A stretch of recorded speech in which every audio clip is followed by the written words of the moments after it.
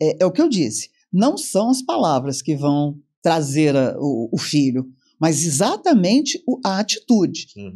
Às vezes até levar no trabalho para poder perceber. Quantas vezes eu levava os meninos, era possível, os meninos menores eu levava para que eles me vissem trabalhando. Isso é importante, isso é muito importante para que eles possam, de verdade, ter uma boa base para se estruturarem. Ô, Vitor, você comenta muito que a matemática, ela, apesar de ter a parte que é abstrata, a vivência prática ajuda muito nessa compreensão da matemática. E, inclusive, capacita muito os nossos alunos a conseguirem resolver questões complexas, questões que são muito maduras, inclusive, para a idade deles.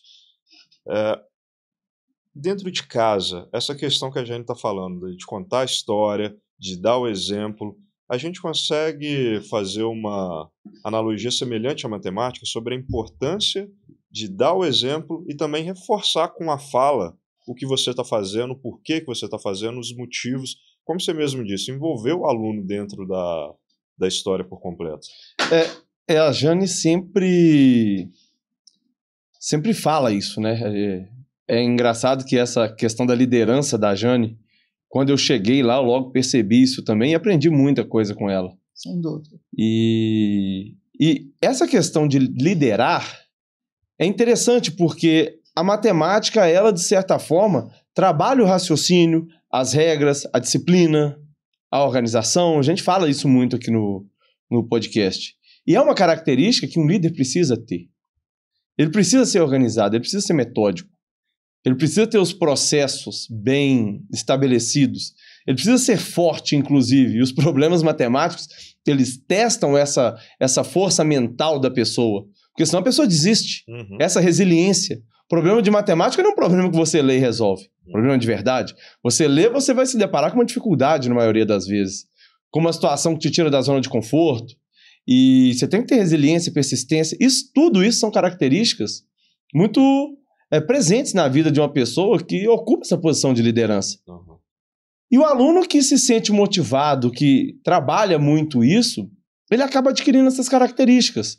Porque, obviamente, não existe um indivíduo que, por um lado, ele é persistente, resiliente, por outro não.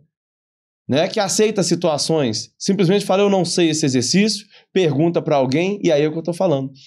Esse aluno que pergunta para alguém que vai pedir socorro em excesso, ele já não está desenvolvendo essa característica de liderança. O líder, ele não pede socorro, é o contrário. Ele ajuda. Então, quantas vezes a gente, ano passado, esse ano, alunos que realmente ajudam os colegas. Eu já tive alunos que pegavam o colega pela mão e falavam, vamos lá, vamos tirar dúvida lá com o professor depois da aula. Não, eu tô com vergonha. Vamos lá, e arrastava.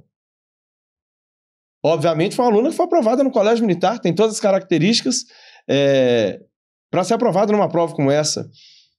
Então, a matemática ajuda muito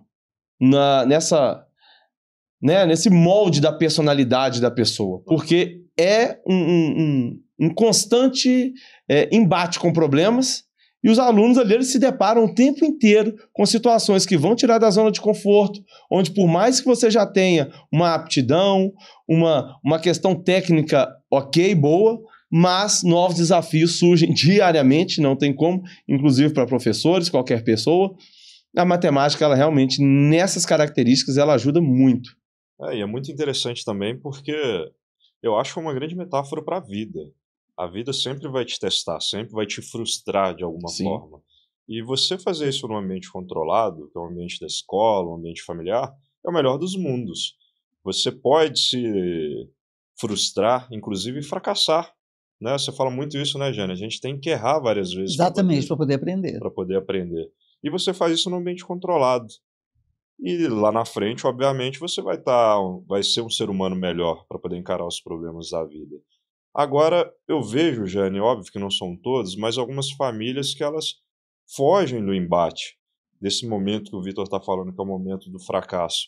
Algumas pessoas que não tentam, inclusive, ou que abandonam o processo no meio do caminho, com medo do fracasso. E eu acredito que isso traz uma consequência enorme, você sempre desistir, você sempre fugir, você não se sujeitar a errar, inclusive. É interessante que existem pais realmente que se omitem do papel de liderança. Eles não querem ser líderes porque dá trabalho, dá muito trabalho ser líder, sem dúvida. Você tem que organizar, você tem que confiar, você tem que cobrar, e os pais não querem fazer isso, alguns pais não querem fazer isso. Então, eles acabam deixando o filho muito solto, muito à vontade. E aí, às vezes, até desistem do cursinho exatamente pela obrigatoriedade da constância ali e da constância. Isso vai criar um adulto com dificuldades de permanecer em ambientes, de permanecer em relacionamentos, porque quando criança ele aprendeu a desistir com muita facilidade. Uhum. E a gente vê isso claramente, né, Jane? Assim, esses alunos que são aprovados, não foi fácil para ninguém, né? Todos eles se depararam com alguma dificuldade no meio do momento, inclusive familiar. E a família decidiu, não, a gente vai mesmo assim, foram lá e conseguiram uma aprovação no fim. É verdade. Tem que haver realmente esse ajuntamento, essa coisa bem próxima de família, de filhos e pais. O envolvimento tem que acontecer.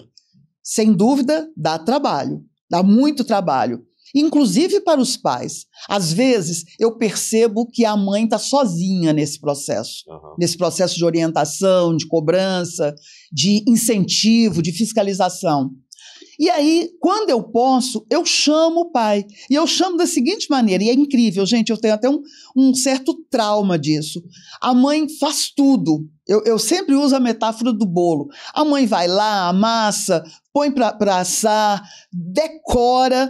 Quando o pai chega, ele só coloca cerejinha no bolo, mas faz toda a diferença. Por quê? Exatamente por causa dessa presença masculina. Ela é orientadora, ela é norteadora. Quando isso acontece sempre, então, meu Deus, o resultado é fantástico. O que eu acho que acredito que funciona muito também é justamente porque o aluno vê o envolvimento familiar, né? Ele vê, agora minha família está realmente dedicada, e isso dá força para ele também dentro do processo.